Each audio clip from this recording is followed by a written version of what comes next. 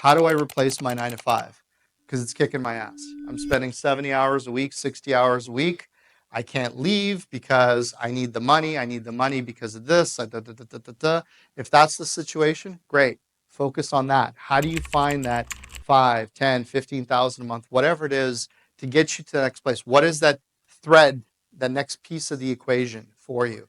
Maybe you're sitting there and you're like, you know what, I'm good. I'm already in the game, but I am stuck and I can't do more than what I'm doing because of the circumstances that I'm in. And I think what I need is X. It all ties back into this concept. Now, you guys saw this at the multifamily conference, right? The Be Do Have.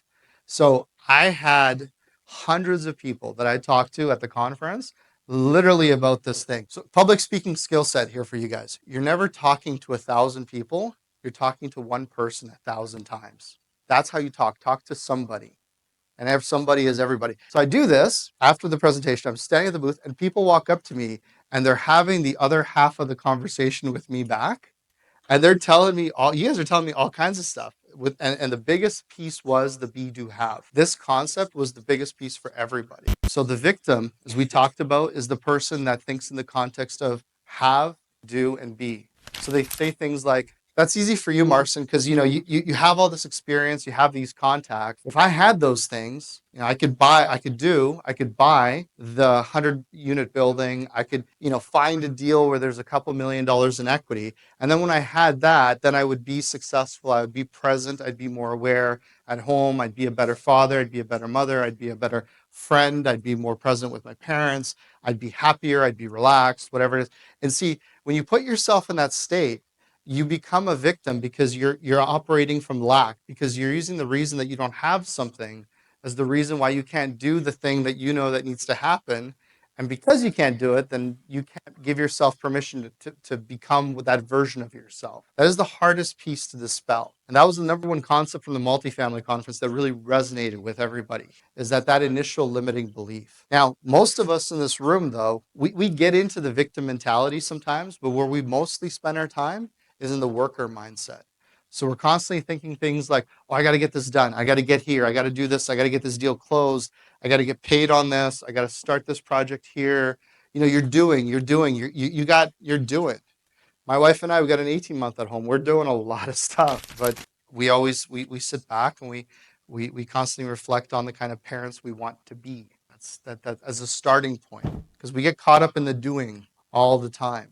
We all do it, whether it's work, at home, your goals. You just got to do stuff. You got to do it because when you do this, you can have X as the result, and then when you have X, then you can be fill in the blank, right? The thing that I want you guys to be able to internalize is the victor mentality.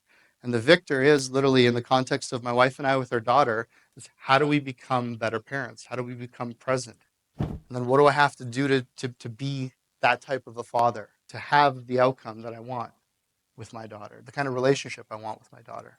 For you, it might be you're looking for becoming the person that can buy a 100-unit apartment building. So what does that mean to you? Well, you need to become somebody that is capable of raising the kind of money that's required to buy that building. You need to become somebody that is competent in building a team or being part of a team, underwriting the opportunity. These are all things, but these are things that you become over a period of time. I've been at this for 18 years, and I learn every day. There are things that you experience, hardships, disappointments, backstabbing, front stabbings. Those are fun. At least you see them coming. Again, the mindset, nothing happens to you, everything happens for you. So you get news, you get people disappointing you, you get all kinds of things that happen. So when that happens, what is the first thought? Oh, this always happens to me. Why are people so mean? Why are they lying? Or, you know what? Okay, great. I learned something from this. What did you pick up from it? What did you learn from it? Are you a victim, or are you going to put yourself in that mentality of a victor? Because multifamily guys, look, do you think the seller is just going to give me $5 million in equity because I'm a nice guy? No. In case anyone's wondering, no. Do you think the money's just laying on the street and they'll let you pick it up? No. You got to be tough. You got to have thick skin. You got to grow in. You got to become that version of yourself. There's a lot of people out there that'll peddle easy truths and things that you can believe.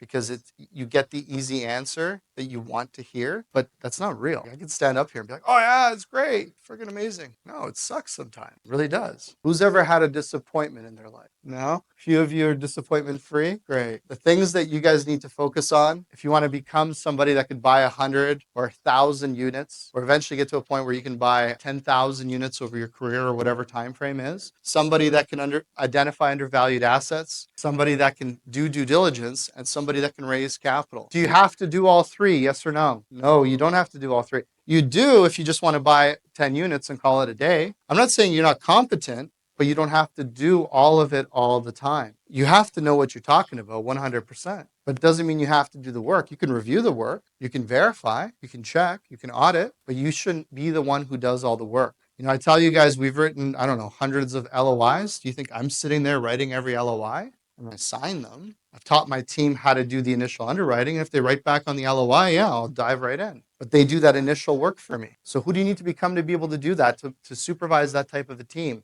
Who do you need to become to be able to raise $1 million or $10 million?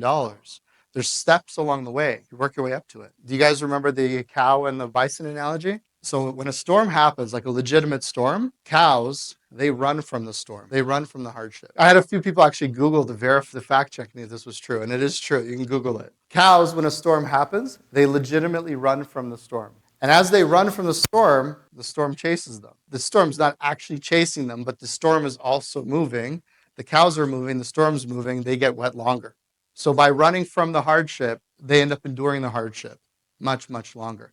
Whereas a bison, they instinctively know that the fastest way through a storm is to run into the eye of it. Legitimately, that's what a bison does. The whole herd, they run right into the storm, face first. And as the storm dies down, they're already in the eye of it. That's also the safest place for it. So for you, for your mindset, for your mentality, we all have things that we're running from. We all have storms we're running from. Insecurities, personal doubts, limitations, limiting beliefs, whatever it is, we all have it. I remember the first time I did one of these presentations after COVID, I was just so excited to see people. Like, I'm just like, because you don't see anybody for so long, right? This guy walks up to me and he's so serious. He said he was having a good time. He's like, I'm having a very good time, but he's looking like all somber. I'm like, dude, you look like I ran your dog over. Like, what's going on? He goes, well, I don't smile a lot. I'm like, well, why not? He goes, I don't like my teeth. Think about what that has psychologically an impact on you. So the other person, of course, doesn't know this. So you're looking at him and they're like, well, why does this guy hate me so much? It has nothing to do with you. The guy just doesn't like how he's self-conscious about it. Right? We all have things. Some are subtle, some are buried, and some are super, super obvious. Now, why is all this relevant for multifamily? Well, because everything's on the table. You may have your capital partners or your deal partners in this room. The very people you may work with will be determined by your interactions, your approach, your demeanor, your energy, how you conduct yourself. All of this is true. You may be sitting beside the person that could write you that check to help you do that deal, to help you quit your job. You don't even know it yet. But if you're sitting there and you're irritated and upset and thinking about, how come you at the park so far and blah, blah, blah, blah, blah, you're not in the headspace. You're not in the game. You're not present. We all have things that we're all dealing with. But my point is the mentality, right? Who do you need to become to be able to operate that way?